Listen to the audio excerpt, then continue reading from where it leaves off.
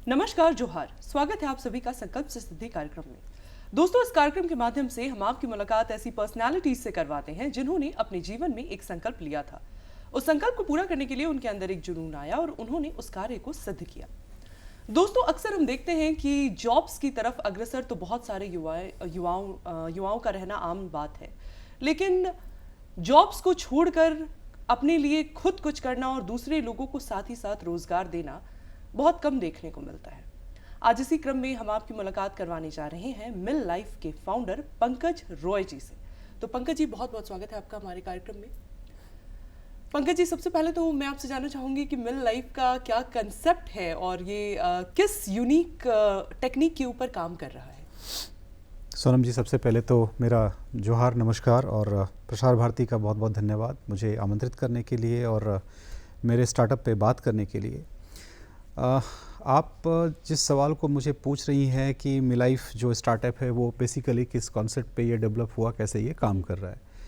ये स्टार्टअप जो है वो इसका बेस है झारखंड में जो एग्रीकल्चर फ्रेटर्निटी है, झारखंड में जो जिस तरीके की कृषि की जो मतलब विसंगतियां हैं, उन्हीं विसंगतियों पे मैंने एक लंबे टाइम तक मेहनत करी और फिर उसके बाद मिल लाइफ का जन्म हुआ।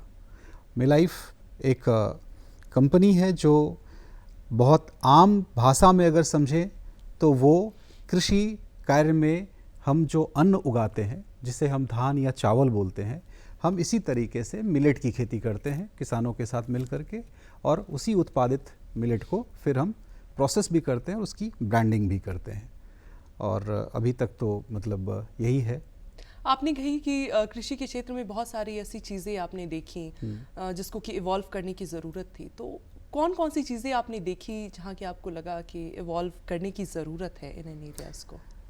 सोनम जी, देखिए, आप मतलब जिस किसी भी फील्ड में हो या हमारे समाज का हमारे समाज के मतलब डिफरेंट सेक्शन ऑफ सोसाइटी में, चाहे लोग जिस किसी भी तबके से जुड़े हुए हों, उन्हें एक बात तो हमेशा सुनने को मिलती है कि जो किसान है वो बड़े परेशान हैं, जो फार्मर्स है वो प्रोटेस्ट कर रहे हैं, वो डेमोन्स्ट्रेट कर रहे हैं। रीज़न ये है कि फार्मिंग एक बहुत बड़ी कम्युनिटी है लेकिन अनऑर्गेनाइज्ड है। ओरिएंटेशन की बहुत बड़ी कंपनी है फार्मर लेवल पे, जहाँ पे फूड का प्रोडक्शन होता है। तो मैंने जो ऑब्जर्वेशन किया, मैंने जो एक्सप्लोर किया, वो मुझे बस इसी तरफ ज़्यादा खींच करके लेके गया कि जब तक आप फार्मर लेवल पे कुछ चेंज नहीं करते हैं, जहाँ पे प्रोडक्शन करने के बाद किसानों को उसके फसल की सही कीमत नहीं मिलती है, और जब तक किसानों में वो एंथुसियाज्म पैदा नहीं होता है कि उसके बच्चे भी इस काम में जुड़ें, तब तक ये दोगलापन होगा कि आप एग्रीकल्चर में कोई डेवलपमेंट करने के बारे में सोच सकते हैं। तो मैंने जो प्लान किया वो फार्मर लेवल पे जाकर के प्लान किया कि फार्मर जो वो खास करके हमारे झारखंड छत्तीसगढ़ में जिस तरीके के किसान हैं, जो ट्राइबल कम्युनिटी बहुत बड़ी है, उस ट्राइबल कम्युनिटी को मैं कैसे एक ऐसे ट्रेड में, फार्मिंग ट्रेड में जोड़ सकूं जहां पे वो कंफर्टेबली खेती कर भी सकें और उसके बाद इसका उन्हें अच्छा फ़ायदा भी हो। पंकज जी, आप जॉब कर रहे थे, तो जॉब करते करते माइंड में ऐसा क्या आया और कब ऐसा हुआ कि आपको लगा कि अब आपको जॉब क्विट करनी है और अपना खुद का कुछ शुरू करना है? देखिए, जॉब मैंने अपने पढ़ाई लिखाई के बाद जो मैंने जॉब शुरू किया वो भारत में भी किया, भारत के बाहर मैं मिडिल ईस्ट में भी काम करता था। और कामकाज के दौरान मतलब ये चीज़ें हर एक इंसान के, पूरी दुनिया में सब कोई इंसान नहीं है जो व्यापार के बारे में सोचता नहीं, करे ना करे अलग बात है, लेकिन सोचता ज़रूर है कि मुझे बिज़नेस करना है। लेकिन मैंने जब सोचा तो मुझे कुछ ऐसे स्ट्रॉन्ग रीज़न भी मिल गए, जिसमें से 2008 का जो ग्लोबल स्लो डाउन था वो मुझे सोचने पे मजबूर किया। तो उस दौरान आप जॉब में थे? उस दौरान मैं जॉब में था।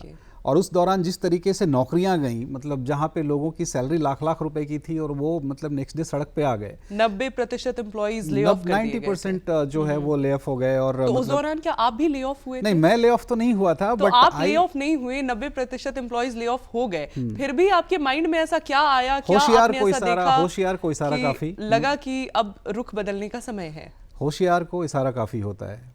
मुझे ये समझ में आया कि ये स्लो डाउन पहली बार नहीं आया है, ये पहले भी आया है और आगे भी आएगा। ठीक है, मैं अभी लपेटे में नहीं आया, लेकिन बहुत सारी चीज़ें मुझे देखनी पड़ी। सैलरी कम हो गई, कंपनसेशंस कम हो गए, इंसेंटिव्स चले गए। तो आप तो कॉम्प्रोमाइज़ कर लिया, ठीक है, आप बहुत अच्छे मतलब परफॉर्मर थे तो आप बच गए। तो मुझे लगा कि क्यों नहीं मैं इसको थोड़ा ऑप्टिमाइज करूं और खुद के बारे में मैं प्लान करूं, क्योंकि आज बचे हैं, हर बार बचेंगे वो संभव हो जरूरी नहीं। करेक्ट। और जब आपको ये कॉन्फिडेंस हो कि आप एक अच्छे एंटरप्राइज को डेवलप कर सकते हैं, जब आप उस तरीके से खुद को मतलब तैयार कर सकते हैं, तो कहीं ना कहीं किसी लेवल पे जाके तो आप काम को अंजाम देना शुरू करते हैं ना, तो मुझ में वो कॉन्फिडेंस था। क्या आपने जॉब इमीडिएट छोड़ दिया था या नहीं, फिर नहीं, नहीं, कुछ थॉट्स आपने इधर डेवलप करना शुरू किया अपने काम के साथ साथ? ये अगर आप रियल लाइफ में देखोगे तो थोड़ा प्रोसेस अलग है, rather than watching it in a movie और टाइप ऑफ थिंग कि मैंने रात को सोचा सुबह काम शुरू किया। इट्स अ प्रोसेस कि आप जब जॉब छोड़ते हो तो आप एक ग्राउंड ढूंढते हो, तो मैंने वो ग्राउंड सर्च किया। मेरे इंडियन जॉब करते करते, करेक्ट, मेरे जो इंडियन कॉन्टेक्ट्स थे उनके साथ मैंने अपने प्लान को डिस्कस करना शुरू किया। आप उस समय कहीं फॉरेन में जॉब कर रहे थे? मैं दुबई में था। ओके, ठीक किस है, सेक्टर में? मैं दुबई में बैंकिंग में था, बैंकिंग में पर्सनल बैंकिंग में था, और नीदरलैंड की बहुत बड़ी बैंक है एबीएन एमरो बैंक, मैं उसी के पर्सनल बैंकिंग में था। उसके बाद बार्कले में भी मैंने काम किया, करीब करीब 2.5 साल के आसपास में रहा, और लास्ट के जो 1 साल थे वो मैंने अपने बिजनेस डेवलपमेंट को लेकर के इंडिया में कांटेक्ट बनाना शुरू किया। कुछ ऐसे दोस्त मिले जो ऑलरेडी बिजनेस में थे, कुछ ऐसे और भी दोस्त थे जिनकी नौकरी चली गई थे, वो बिजनेस प्लान कर रहे थे, तो उनके साथ एक सिंक्रोनाइजेशन मैंने उसी दौरान स्टार्ट किया। 2011 के आसपास में वापस आ गया इंडिया, और यहाँ पे कुछ दोस्तों के साथ मिलकर के कंस्ट्रक्शन के बिजनेस में मैंने खुद को डाल करके पहले ये समझना शुरू किया कि व्हाट बिजनेस इज एक्चुअली। मैं बिजनेस क्या करूंगा ये मुझे तय नहीं था उस टाइम तक।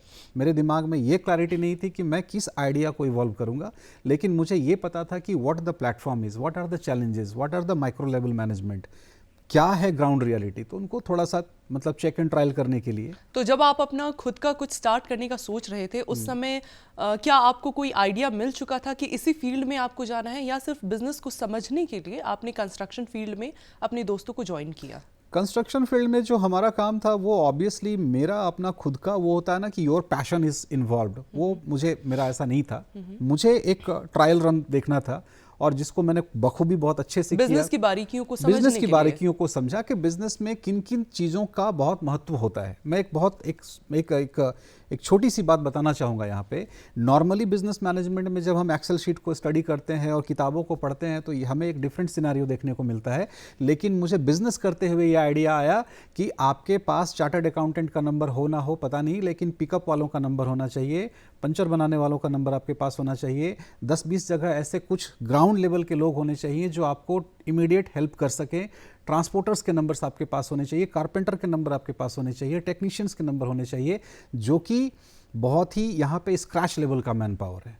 और जो सबसे बड़ी चैलेंज मैंने देखी जो फेस की जाती है नॉर्मली किसी भी इंटरप्राइज के द्वारा, वो मिडिल मैनेजमेंट या टॉप मैनेजमेंट नहीं है, ग्राउंड लेवल ऑपरेशन का मैनेजमेंट सबसे ज़्यादा डिफिकल्ट होता है। तो वो चीज़ों को मैंने बहुत बखूबी सीखा वहाँ पे, और फिर अपने 2-3 आइडियाज़ पे मैं काम कर रहा था। आइडियाज़ कहाँ से आए, वो जो 2-3 आइडियाज़ आपको कंस्ट्रक्शन कंपनी में काम करते वक्त आए थे? देखो, आइडियाज़ को लेकर के अगर आप सोचो कि when you think of doing business, जब आपको लगता है कि आप एक किसी व्यापारिक मॉडल को खड़ा करना चाह रहे हो, तो आप सबसे पहले ना एक जो ग्लोबल नेसेसिटी होती है उसको थोड़ा समझना शुरू करते हो कि कौन सा ऐसा डिमांड है जो क्रिएट हो रहा है, कौन सा ऐसा डिमांड है जो हम क्रिएट कर सकते हैं। करेक्ट।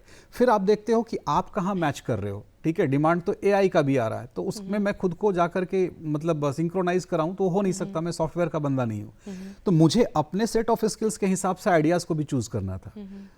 एक बड़ा फैक्टर ये है कि I come from a farmers family. ठीक है, मेरा जो बैकग्राउंड है वो फार्मर्स का है। तो जब मैं इंडिया रहने लगा तो मेरा घर आना जाना बहुत ज़्यादा होता था, और उसी दौरान मैंने एक बहुत बड़े मतलब कम्युनिटी को देखा कि यहाँ पे बहुत कुछ हो रहा है, लोग बीज खरीद रहे हैं। किस एरिया में? फार्मिंग में, एग्रीकल्चर मतलब किस में। पर्टिकुलर एरिया में? झारखंड में मेरा घर बोकारो है। ठीक है, and I stay in Ranchi, but I keep on travelling, बीच बीच में मैं आता जाता रहता हूँ। तो वहाँ पे मैंने जिस तरीके से देखा कि भाई यहाँ पे इतनी बड़ी फार्मिंग कम्युनिटी है, मतलब 100 में से 80 लोग तो फार्मर्स हैं। तो पूरी की पूरी गतिविधि तो वही है ना, कोई कुछ बेच रहा है, कोई कुछ खरीद रहा है, कोई किसी प्रॉब्लम में, कोई किसी प्रॉब्लम में है। तो जब आप किसी एक दौर में होते हो, जब आइडियाज़ को इवॉल्व करने के बारे में सोचते हो, तो यू नीड इनपुट्स। ठीक है, तो मुझे एग्रीकल्चर 2000 मतलब 13-14 के आसपास काफ़ी अट्रैक्ट किया, और फिर मैंने उस डायरेक्शन पे अच्छे से काम करना शुरू किया। 2014-15 एक ऐसा एरा था जिसमें एग्रीकल्चरल एक्टिविटीज़ बहुत ज़्यादा ग्रो कर रही थी। तो उस दौरान एग्रीकल्चरल एक्टिविटीज़ को इंडस्ट्री बेस्ड और टेक ड्रिवन वे फॉरवर्ड ले जाना, ये आपने कैसे किया? Correct, very good question. मतलब हमारा जो जनरल परसेप्शन है खेती को लेकर के वो यही है कि जिससे कुछ नहीं हो पाया वो खेती करेगा, राइट?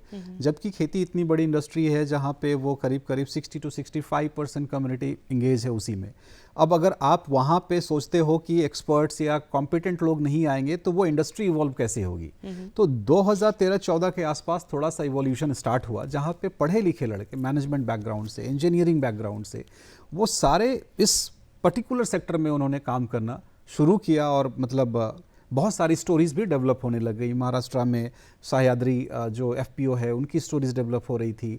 गुड़गांव में कुछ बहुत सारे मेरे मित्र जिनका डेयरी फार्म हो या फिर हॉर्टिकल्चर के पार्क्स हो, तो इन चीज़ों ने मुझे अट्रैक्ट किया कि एक लेवल पे आप एक जो जस्टिफिकेशन है कि आपका जो क्वालिटी ऑफ जॉब है वो जस्टिफाइड भी हो सकता है, बशर्ते आप नए तरीकों का यहाँ पे इम्प्लीमेंटेशन गैप आपने कहाँ पर देखा कि आपको लगा कि इस गैप को फुलफिल करते हुए आप इस चीज़ को इंडस्ट्री और टेक के साथ में कोरिलेट कर सकते हैं? देखो, फार्मिंग में जो सबसे बड़ा गैप है आज के डेट में, एग्रीकल्चर में जो सबसे बड़ा गैप है, उसको अगर आप मेजरली डिफाइंड करोगे तो 3 चीज़ें हैं जहाँ बहुत बड़ी गैप है। वो है पहला एडवाइजरी पार्ट। किसानों को आज भी ये नहीं पता होता है कि मुझे किस मौसम में किस चीज़ की खेती किस तरीके से करनी है। एक एडवाइजरी पार्ट में गैप है। इनपुट सप्लाई में किसान मारे जा रहे हैं, उन्हें ये नहीं पता होता है कि कम से कम कीमत में कौन सी अच्छी दवा उन्हें मिल सकती है।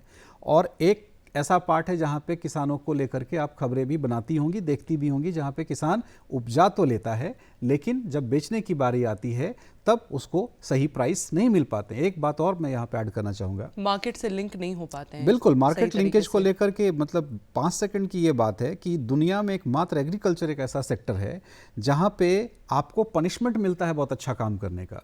अगर आप दूरदर्शन में हैं और लगातार बैक टू बैक अच्छे एपिसोड्स कर रहे हैं तो आपको अप्रिशिएट किया जाएगा। जूते बनाने वाली कंपनी ज़्यादा जूता बनाएगी तो वर्कर्स को अवार्ड दिया जाएगा, लेकिन अगर हम किसान ज़्यादा टमाटर उगा दिए, ज़्यादा खीरा उगा दिए, ज़्यादा कैबेज उगा दिए तो हमें पनिशमेंट मिलता है कि जो 10 रुपये तुम्हें मिल रहा था वो 1 रुपये मिलेगा। So this is how the farming community is suffering. Why?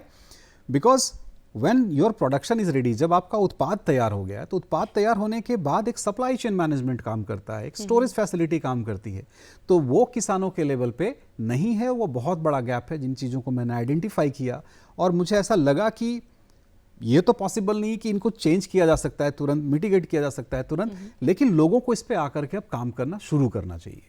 तो फार्मर्स को एडवाइस देने के लिए आपने क्या कुछ प्रक्रियाएं या स्ट्रैटेजीज अपनाई जिससे कि फार्मर्स अपना डेवलपमेंट इंश्योर कर सकें? देखो, मेरी जर्नी अभी वहाँ पे 15-16 के आसपास थोड़ी अलग इन्वॉल्व हो गई। मैंने जब एग्रीकल्चर में अपना कदम रखा तो मुझे वहाँ पे जो मतलब डाइवर्सिटी दिखी चैलेंजेस की, तो मुझे ये भी एनालाइज करना था कि क्या मैं इन चैलेंजेस को आइडेंटिफाई करके इनको न्यूट्रलाइज कर पाऊंगा। तो मुझे जैसा दिखा कि जितना कॉरपोरेट का जाल बना हुआ है, जिस तरीके से किसान लगातार बीज खरीद रहे हैं, पेस्टिसाइड्स खरीद रहे हैं, लोन ले रहे हैं और 10 तरीके की समस्याएं यहाँ पे जकड़ी हुई हैं, तो इनको सॉल्व कर सकता हूँ कि नहीं कर सकता हूँ। दूसरा, मुझे ये भी देखना था कि वेयर इज़ माई इंटरेस्ट। मैं भी तो यहाँ पे अपने इंटरेस्ट को लेकर के आया हूँ, तो मैं कुछ ऐसा प्लान करूं जहां पे फार्मर लेवल पे एक चेंज भी ला सकूं, अपने लाइफ में भी एक चेंज ला सकूं और सोशल लेवल पे भी एक पॉजिटिव कंट्रीब्यूशन मैं कर सकूं। तो वहीं पे मैंने एग्रीकल्चर में, मुझे 20 सेकंड दीजिएगा, एग्रीकल्चर में जो उत्पादन के अलग अलग प्रकार हैं कि कोई सब्जी उगाता है, कोई फल फूल उगाता है, कोई चावल गेहूँ उगाता है, तो मैंने उनमें भी क्लासिफिकेशन स्टार्ट किया कि जो सब्जियों की खेती है वो जिस लेवल पे हो रही है कि वहाँ पे अभी मैं कंट्रीब्यूट भी कुछ ना करूँ तो चलेगा और जो चैलेंजेस उनको मैं डील कर नहीं पाऊँगा, राइट। उसके बाद ग्रेन्स को जब मैंने समझना शुरू किया तो फिर मुझे बहुत सारी नई चीज़ें और इवॉल्व होकर के आई सामने, जिसपे मुझे ये दिखा कि ग्रेन्स में जो एक मोनोकल्चर हुआ पड़ा है, जहाँ पे कोई भी व्यक्ति आज के डेट में चावल गेहूँ खा रहा है, बचपन से लेकर 40-45 साल तक जब वो पहुंच रहा है तो उसके बॉडी का ग्लूकोज लेवल इम्बैलेंस हो रहा है और वो डिजीज प्रोन हो जा रहा है। तो ये एक टेक्निकल डिस्कशन है जो टाइम ले सकता है। वहां मैंने थोड़ा सा डाइवर्ट और किया कि मुझे एग्रीकल्चर में पर्टिकुलर किस सेगमेंट में काम करना है, तो फिर ग्रेन पे मैंने एनालिसिस शुरू किया और जब ग्रेन पे काम करना शुरू किया तो फिर मैं मिलेट को एक्सप्लोर करना शुरू किया। तो मिलेट की जो जर्नी शुरू हुई वो 2017 के आसपास शुरू हुई और फिर मैंने मिलेट को समझना शुरू किया। मिलेट को जब समझना शुरू किया तो फिर मुझे ये समझ में आया कि मिलेट इन मेनी टर्म्स, बहुत सारे मायनों में हमारे जो नॉर्मल ट्रेडिशनल ग्रेन है चावल या गेहूं, उनसे कहीं अलग की चीज़ है। तो फिर मैंने उनको लेकर के पॉसिबिलिटीज़ पे काम करना शुरू किया, रिसर्च आर्टिकल्स जर्नल समझने शुरू किए, फिर उनके पॉसिबिलिटीज़ ऑफ प्रोडक्शन पे काम करना शुरू किया, फार्मर लेवल पे जाके यहाँ की हिस्ट्री, यहाँ के कल्चर को समझना शुरू किया। समय लगा एक कॉन्सेप्ट को तैयार करने में, जहाँ पे ये तय करने में कि अब मुझे पूरा इसमें झोंक देना है। तो ये अब मैंने उस टाइम शुरू किया था। रिसर्च आपने किस तरीके से कंडक्ट किया और क्या आउटकम्स उसके निकल कर आए? देखो, रिसर्च जहाँ तक एक पूरी एग्री फ्रेटर्निटी पे रिसर्च करने के बारे में अगर आप बात करो मिलेट्स तो की बात हाँ, तो मैं उस पर इतना शॉर्टकट में इतना बोलूँगा कि जो हमारे मतलब सो कॉल्ड जो इंस्टीट्यूशंस हैं, वो चाहे कृषि विज्ञान केंद्र हो या जिला कृषि कार्यालय हो या फिर और भी जिस तरीके की संस्थाएं बनी हुई हैं, बहुत ऑनेस्टली बात करता हूं, मैं बोलता हूं निसंकोच कि मुझे वहां से बहुत कुछ अच्छा मतलब वाइब नहीं मिला, राइट। तो फिर मैंने अपने फ्रेंड सर्किल पे कनेक्शन इस्टेब्लिश करने शुरू किए, कॉर्पोरेट लेवल पे देखना शुरू किया कि कौन एग्रीकल्चर में है, तो उनसे बहुत कुछ फिर मुझे क्लू मिला कि मुझे अपने रिसर्च को किस डायरेक्शन में लेकर के आगे बढ़ना है। और जब मिलेट पे काम करना शुरू किया तो फिर मुझे साउथ के कुछ फार्मर्स का मतलब मिला ऐसा कॉन्टैक्ट डिटेल्स। उसके बाद डॉक्टर खादरवली को मैंने समझना शुरू किया और फिर उनके साथ मैंने मतलब एक कम्युनिकेशन एस्टैब्लिश किया। मिलेट्स पे आपने रिसर्च किस तरीके से कंडक्ट किया? मिलेट पे रिसर्च एस्टैब्लिश करने के लिए, कंडक्ट करने के लिए बहुत सारे ऐसे दोस्त हैं जो Indian council of medical research में हैं, एग्रीकल्चर रिसर्च में है, तो उनको मैंने कांटेक्ट किया, उनसे बात करी, उनको वैल्यूज़ मतलब बताया कि भाई ये मिलेट है, ये ग्रेन है, इनका मुझे कंपैरिजन चार्ट चाहिए। तो उनकी मदद से आपने रिसर्च कंडक्ट किया? करेक्ट। और क्या उसके आउटकम्स निकल कर आए? Outcomes were like eye opening. मैं मतलब एक बहुत संक्षेप में एक चीज़ बताना चाहूँगा कि फाइबर का नाम आपने सुना होगा। खाने में फाइबर सब चिल्लाते हैं। Fibre is something which is one of the most important ingredients. अगर आपके खाने में फाइबर नहीं है तो वो आप समझो कि आप अपनी गाड़ी में जो पेट्रोल डाल रहे हो उसमें लुब्रिकेंट ही नहीं डाल रहे हो, तो आपका इंजन कभी भी सीज हो सकता है। तो खाना भी वैसे ही है, अगर आप अपने शरीर में खाना डाल रहे हो उसमें फाइबर नहीं है तो your body is not going to enjoy it. आप जो चावल खाते हो ना, उस चावल में जो फाइबर है वो 0.2 ग्राम है। आप जो गेहूं खाते हो, व्हीट फ्लावर, उसमें जो फाइबर है दैट इज 1.2 ग्राम। और वहीं जब मिलेट के बारे में हम बात करते हैं तो मिलेट का फाइबर शुरू ही होता है 7 ग्राम से 7.5 ग्राम से, जो 12-12.5 ग्राम तक जाता है। तो फाइबर इतना ज़्यादा है इसमें। और दूसरी चीज़ जो अच्छी है कि आप जब राइस खाते हो या वीट खाते हो तो सारे हाइब्रिडाइज्ड हैं या फिर उनका मॉडिफिकेशन हो चुका है, जेनेटिक मॉडिफिकेशन हो चुका है। वहाँ पे पेस्टिसाइड्स का लोड है, वहाँ पे फर्टिलाइजर्स का लोड है। लेकिन जो मिलेट है वो मिलेट आज भी ट्रेडिशनल है, उनमें कोई जेनेटिक मॉडिफिकेशन नहीं हुआ है, उसमें किसी भी प्रकार का पेस्टिसाइड का कोई लोड नहीं है। तो तमाम मामलों में मिलेट मुझे बहुत बेहतर लगा। इस चीज़ को इंश्योर कैसे करते हैं कि उसमें कोई मॉडिफिकेशन नहीं हुआ है, कोई भी पेस्टिसाइड का लोड नहीं है? उसके लिए मेडिकल जो लैब होते हैं, उसके लिए एग्रीकल्चर के जो लैब होते हैं, वो सारे लैब इसको सर्टिफाई करते हैं। उसके अलग अलग तरीके से रिसर्च होते हैं, उसमें न्यूट्रिशनल वैल्यूज़ को देखा जाता है, केमिकल रेसिड्यू को चेक किया जाता है। तो वो सारे लैब होते हैं, उनको चेक करते हैं, वो सर्टिफिकेट आपको देते हैं। आप किस तरीके से उसको चेक करवाते हैं? कहाँ मैं नॉर्मली जो मतलब चेक करवाता हूँ वो मतलब अलग अलग संस्थाएं हैं, साउथ में भी कुछ हैं, दिल्ली में भी कुछ हैं, जिनको मैं टाइम टू टाइम ग्रेन्स भेजता हूँ और उनकी वैल्यूज़ वगैरह में सर्टिफिकेट्स उनको बोलता हूँ कि वो बना करके दें और लैब रिपोर्ट बना करके वो देते हैं हमें। पंकज जी, मैं आपसे जानना चाहूँगी कि कब आपके माइंड में आया कि ऐसा कुछ करना है, लाइक गैप आइडेंटिफिकेशन, राइट कि मिलेट्स में ही आपको ये चीज़ करनी है, मिलेट्स में इस चीज़ को इवॉल्व करना है जिसको कि आप एक स्टार्टअप का स्वरूप दे सकते हैं, ये चीज़ कब हुआ? और थॉट प्रोसेस को ग्राउंड लेवल पे लाने का जो प्रोसेस था वो किस तरह से हुआ? मिलेट में जब आप काम करना शुरू किया मैंने, तो मुझे 2 चीज़ों का तो बहुत ख्याल रखना था, बहुत ही मतलब मजबूती के साथ, कि पहला ये कि मेरा जो प्रोफेशनल इंटरेस्ट है वो कॉम्प्रोमाइज़ ना हो जाए। दूसरी चीज़ मुझे वो देखनी थी कि अगर मुझे एग्रीकल्चर में आना था और अगर मैं आया हूँ तो क्यों आया हूँ। तो मेरा एक रीज़न ये भी था कि मैं फार्मर लेवल पे कुछ कंट्रीब्यूट कर पाऊँ, राइट। और चूँकि एक सजग और जागरूक नागरिक हूँ मैं, तो मुझे पता है कि एग्रीकल्चर का बहुत स्ट्रॉन्ग कनेक्शन है क्लाइमेट चेंज के साथ। तो जो रिसर्च सामने आया उसमें मुझे ये दिखा बहुत अच्छे से कि एक तो ग्लोबल डिमांड इतना बढ़ रहा है, राइट, जो मिलेट को लेकर के, ये चूंकि ग्लूटेन फ्री है, ग्लूटेन एक ऐसा तत्व है जिसके बारे में भी डिस्कस करेंगे तो शायद वो एक टाइम और लगाएगा, लेकिन मिलेट ग्लूटेन फ्री होता है, नेचुरली उसमें ग्लूटेन नहीं होता है, ठीक है, जिसके चलते इसका डिमांड बढ़ रहा है, हाई फाइबर है इसमें जिसके चलते डिमांड बढ़ रहा है। तो इसके डिमांड को फुलफिल कौन करेगा? जो प्रोड्यूस करेंगे। तो प्रोड्यूस कौन करेंगे? प्रोड्यूस फार्मर्स करेंगे। कौन से फार्मर्स कर सकते हैं? तो इसमें ये दिखा कि इसमें कोई बहुत एडवांस ट्रेनिंग का सेटअप नहीं करना है, कोई मशीनरीज नहीं चाहिए, इसे इनफैक्ट कोई बहुत मतलब बहुत ज़्यादा सिंचाई या फर्टिलाइज़र की ज़रूरत नहीं है। नॉर्मली जो फार्मर जो है हमारे ट्राइबल सेटअप में, जो आराम से अपनी ज़िंदगी जी रहे हैं और बिल्कुल आसानी से अपनी ज़मीन पर खेती कर सकते हैं, वैसी चीज़ है मिलेट।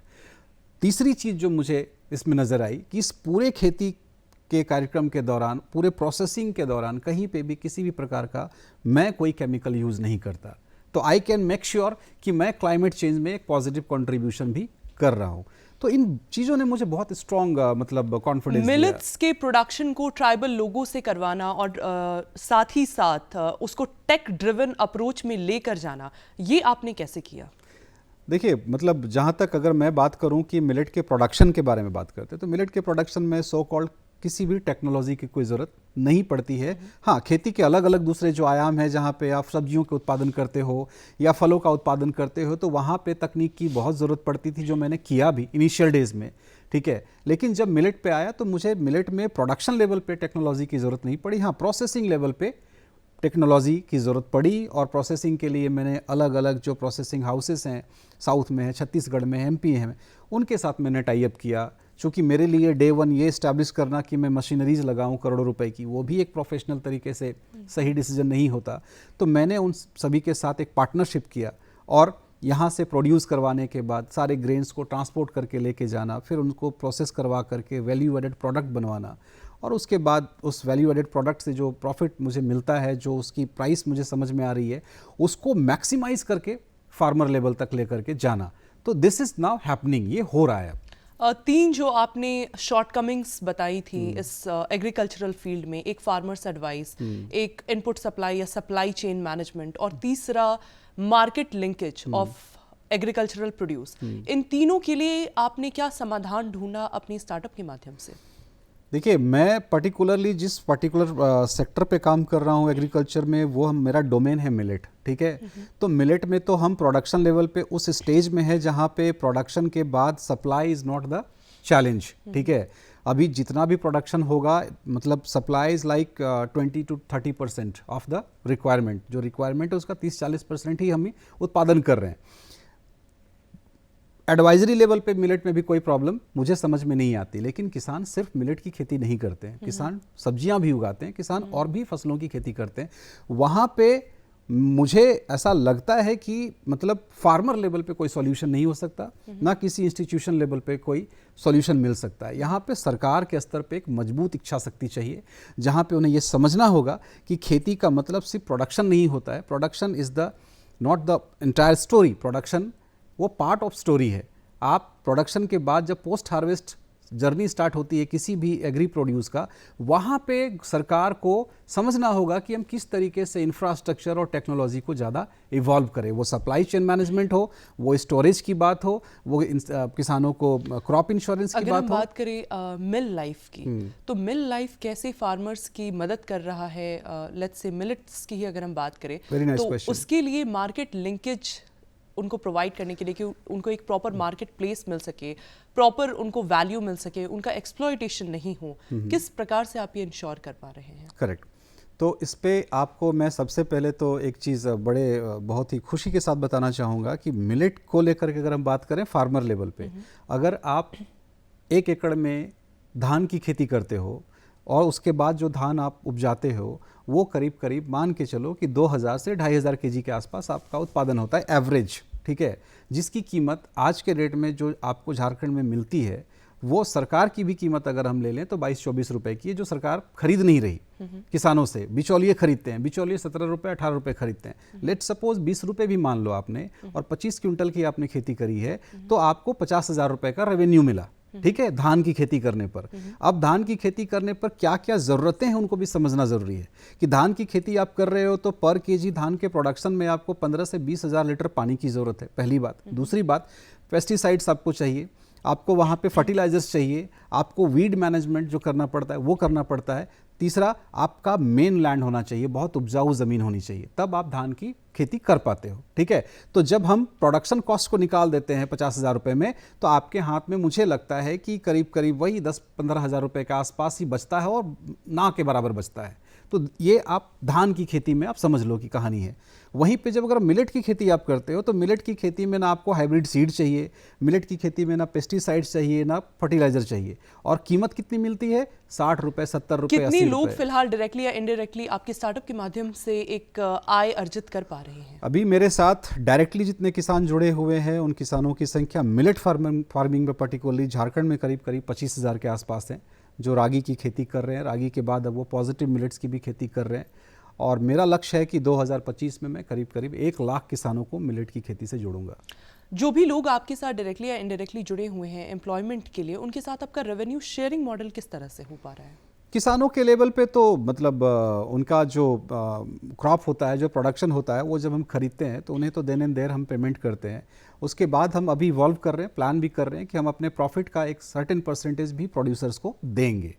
तो ये अभी हमने डिसाइड टारगेट किया। ऑडियंस या क्लाइंट्स आपके कौन कौन से रहते हैं जिनके ऊपर मुख्य रूप से आपका फोकस रहता है? टारगेट ऑडियंस मिलेट के तो मतलब आप जैसे लोग हैं, बहुत काम करने वाले लोग जिनको ब्लड प्रेशर, ब्लड शुगर और डायबिटीज़ की जो शिकायतें आ रही हैं, उसमें बहुत बड़ा एक रोल है ग्रेन का, जो कि आपके खान पान का 80% होता है और वो ग्रेन अच्छा हो। तो हमारा अभी टारगेट ऑडियंस, अगर आप बोलो कि हमारे प्रोडक्ट का जो टारगेट ऑडियंस है या कंज्यूमर आप जो बोल सकते हो, तो कंज्यूमर हमारा वही है कि जिन्हें हेल्थ के इश्यूज़ आ रहे हैं। हम वहाँ पे बहुत फोकस कर रहे हैं कि मिलेट आपको ड्रास्टिकली हेल्प कर सकता है।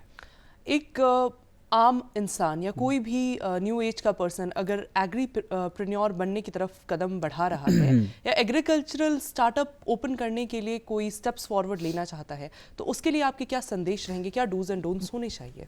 मिलेट के अलावा भी एग्रीकल्चर में एक एग्रीकल्चर बहुत बड़ा वर्ल्ड है अपने आप में, और मैं इस सवाल का बहुत अच्छा सा एक जवाब देना चाहूँगा कि नॉर्मली मैं एग्रीकल्चर के जब स्टार्टअप्स को देखता हूँ तो लगभग सभी एक ट्रेंड को फॉलो करते हैं कि मैं भी खेती करूँगा, मैं भी प्रोडक्शन करूँगा। तो this is like a very honest suggestion to the young generation कि कृषि में सिर्फ फसलों का उत्पादन ही एकमात्र तरीका नहीं है। फसलों के उत्पादन के बाद उनके स्टोरेज, उनके सप्लाई चेन मैनेजमेंट और उसके बाद उनकी पैकेजिंग, उनके वैल्यू एडिशन पे काम करने के लिए आपके पास बहुत स्कोप है। आने वाले टाइम में अर्बन जो सेटअप है वो बहुत स्मार्ट होता जा रहा है। अब वो रेडियो पे सब्जियां नहीं बिकेंगी, सप्लाई चेन बहुत स्ट्रांग होना है। तो अगर कोई भी एग्रीकल्चर में काम करना चाहते हैं तो आप सप्लाई चेन पे सबसे ज्यादा फोकस करें। सप्लाई चेन पे फोकस करने की जरूरत है और पैकेजिंग पे फोकस करने की जरूरत है। सबसे ज्यादा। पंकज जी, आप हमारे कार्यक्रम में आए और आपने हमारे दर्शकों को इतनी विशेष जानकारियां दी, इसके लिए आपका बहुत बहुत धन्यवाद, आभार। अगले कार्यक्रम में आपसे फिर मुलाकात होगी ऐसे ही किसी नए व्यक्तित्व के साथ। तब तक के लिए हमें और हमारी पूरी टीम को दीजिए इजाजत। नमस्कार, जोहार।